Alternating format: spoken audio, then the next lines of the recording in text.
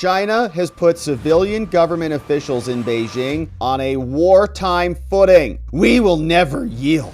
Your children will wail for 5,000 generations at the feet of the great Chinese empire. Spokesman for China's embassy said, Beijing does not want to fight trade wars, but we're not scared of them. Kind of seems like you are, though. They did it, disrupting global trade and market stability. China getting on war footing after Trump imposes tariffs upon them. This article came over from the Japan Times, and you'll see first paragraph, they say, China has put civilian government officials in Beijing on a wartime footing in order to diplomatic charm offenses aimed at encouraging other countries to push back against Trump and his tariffs. Okay, so there's something happening right now. It's like there's two teams forming, China and America, US, and all of the countries are going to have to pick a side. So everybody's going around to try to, you want to come join us? We got free speech. We got Second Amendment rights. We got due process of law. You can participate in your own governance. Or do you want to go hang out with the Chinese who will take control of everything, steal everything you have, and make you a subject of the Communist Party? Which one would you like? Communist propaganda officials have played a leading role in framing China's response. One of the people said, government spokespeople posting defiant clips on social media include former clips of Mao Zedong saying, we will never yield. And we talked about that earlier this week, where the Chinese officials, they come out and they're like, your children will wail for 5,000 generations at the feet of the great Chinese empire. You're like, we just calm down a little bit. We're just asking for some fair trade. And if you want to go that route, we'll go there. We're happy to do that, but we're not there yet. So just take it easy. Sound like a Democrat. As part of the wartime posture, they say, the details of which are being reported for the first time, bureaucrats in the Foreign Affairs and Commerce ministries have been ordered to cancel vacation plans, keep mobile phones switched on around the clock. Departments covering the U.S. have been beefed up, including with officials who worked on the Chinese response the first time. The combative all-of-government approach, after Trump's Liberation Day, right? Because they know that this is a big deal. Trump knows it's a big deal. They know it's a big deal. They're trying to play poker face right now. We don't want, you're going to tariff us, we're going to tariff you. All right.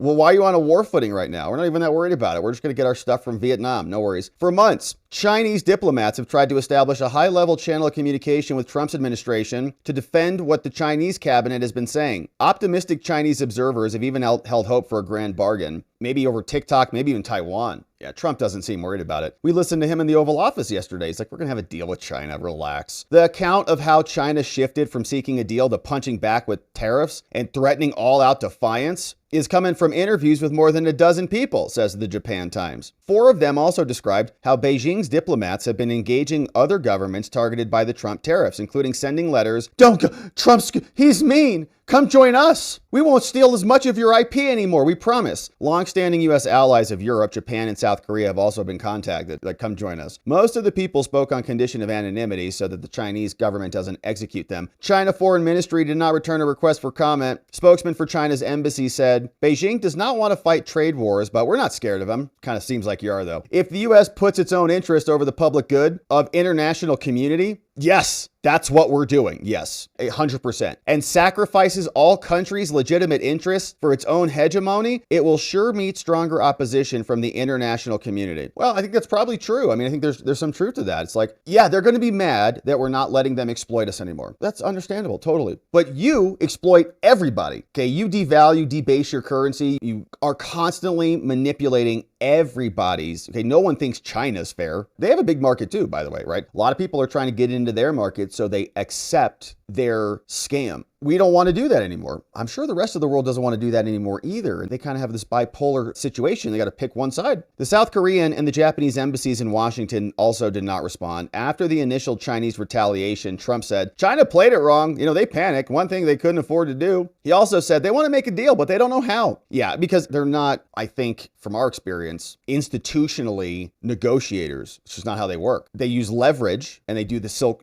Belt and Road initiative to try to interface with other countries, but a lot of it's kind of using economic and political leverage. It's not ever about acquiescing. That's not in their vocabulary. So U.S. officials have also blamed China for the impasse because of the $1 trillion trade surplus. Trump on April 2nd stunned the world, saying, yep, China's ripping us off. Japanese are writing this, saying, the Liberation Day levies have since been suspended for all countries except China for 90 days. With some exceptions, trades of goods continue, but there's a polite start and a quick stall here, say the Japanese. There isn't an equivalent channel this time around, saying they don't know who to talk about to try to get to Trump. A Trump administration official said in response to questions, saying the U.S. had made clear to China, we want working level contact to continue, but we're not going to engage for the sake of engagement. And if it's not advancing American interests, then what do we care? Chinese ambassador to the U.S., Zhai Feng, made unsuccessful attempts before the election to try to reach Elon. Musk didn't immediately return a request for comment. Chinese Foreign Minister Wang Yi tried to meet Secretary Rubio. China hawk is sanctioned by Beijing during a February visit. Wang was also successful to try to Mike Waltz, and in another interview, Howard Lutnick said there have been initial talks through intermediaries. For the Chinese side, usually there is an agreement and we work on the working level and we can arrange at the summit. So they're going to figure it out. I'm sure they're going to have a conversation at some point. Xi, though, opted for a strong response, hitting back with across-the-board levies. The duties were announced publicly. Wall Street's been up and down. So lots of details in this article. China's been approached by a group of some 20 governments with wording for a joint declaration voicing support for a multilateral trading system. But the diplomat said the messaging did not address concerns held by non-U.S. government about Chinese overcapacity, right? And earlier this week, we read the article about the Europeans and how they're freaked out. If we're not going to take all the Chinese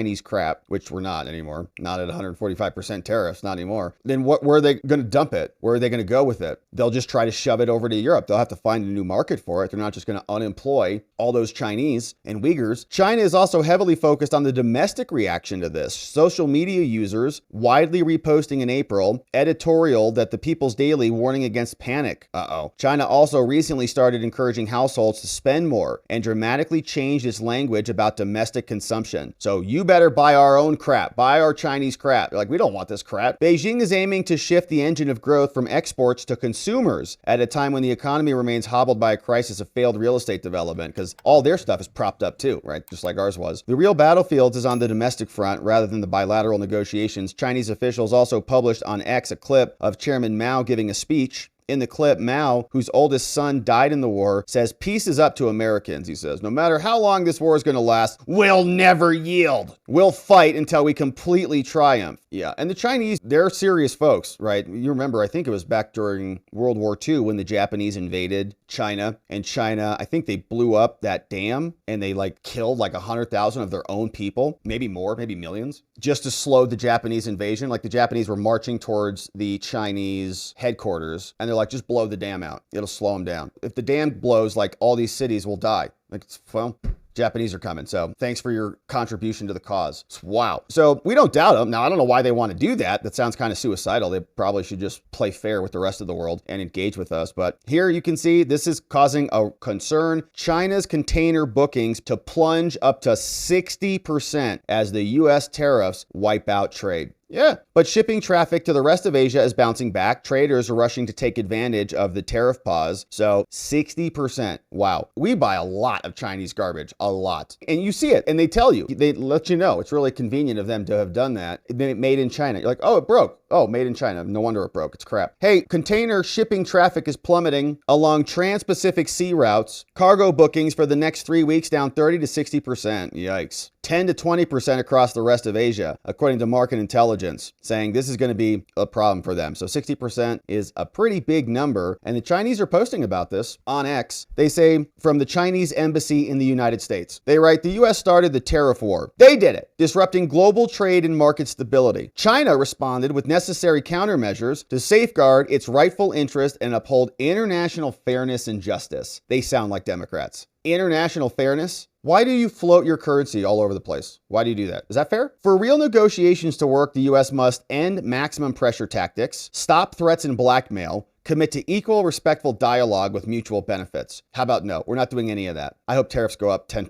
50% actually. So we also got this from the Wall Street Journal. They say the U.S. plans to use tariff negotiations to isolate China. Other countries, China's going to say, come join our team. We're going to say to them, no, come join our team. Which way do you want to go, world? Explaining here, the Trump administration plans to use ongoing tariff negotiations to pressure U.S. trading partners to limit their dealings with China. The idea is to extract commitments from U.S. trading partners to isolate China's economy in exchange for reductions in trade and tariff barriers. They're going to use these negotiations with 70 nations to ask them to disallow China to ship goods through their countries, to try to prevent the Chinese firms from locating their territories abroad, to avoid U.S. tariffs, right? So the idea is China opens up a stamping facility in Germany. The Chinese ship their Chinese crap to Germany. The Germans say, approved from Germany. And then you ship it out through Germany and you avoid all the tariffs. Those measures are meant to put a dent in their already rickety economy and to force Beijing to the negotiating table with less leverage than before. The exact demands could vary widely by nation. The White House Treasury didn't respond. U.S. officials have broached the idea in early talks with some countries. Some people familiar with the discussion said. Also, Trump hinted at this with Fox, telling Panama, don't you dare renew that Belt and Road deal with the Chinese. One brain behind the strategy, Scott Bessent, who has taken a leading role in the trade negotiations since the pause. He pitched the idea to Trump during a meeting at Mar-a-Lago, saying that extracting concessions from U.S. trading partners could prevent Beijing and its firms from avoiding the tariffs and other export controls. Part of a larger strategy by Bessent to isolate the Chinese economy, which has gained traction among Trump officials recently. Debates over the scope and the severity of the tariffs are ongoing, but a lot of this is about China. It involves cutting China off from the U.S. economy with tariffs and potentially even cutting Chinese stocks out of U.S. exchanges. Bessent didn't rule out the administration trying to delist Chinese stocks in a recent interview. Scott Bessent is the man. Still, the ultimate goal of the administration's China policy isn't yet clear. And Bessent has also said there's still room for talks on potential trade deal. Such talks would involve Trump and Xi, including Secretary Bessent. Now, the ball's in China's court, said Caroline Levitt. China needs to make a deal with us. We don't have to make a deal with them. China wants what we have, the American consumer, which I've been hearing a lot about that. And, it's like, that's what we got, is like we consume a lot. All right. I mean, it's powerful, don't get me wrong. But it is interesting about our consumption rates. Now, to be clear, in order to consume, you got to be pretty damn productive. You got to earn money. You got to create value in order to have the money to consume things. But it's like, man, we consume a lot. That's why we're so powerful. Is that why? Because we consume a lot? I think it's our industry that allows us to create, which allows us to consume. But they're right. We do have a power. I mean, it's like we got a lot. People buy a lot of stuff here. It is also not clear that the anti-China line has entered into negotiation with all nations. Some countries haven't heard demands from the U.S. about this. Bessent has shown his desire for anti-China pledges from trading partners. In late February, he said that Mexico had offered to match U.S. tariffs on China. Wow.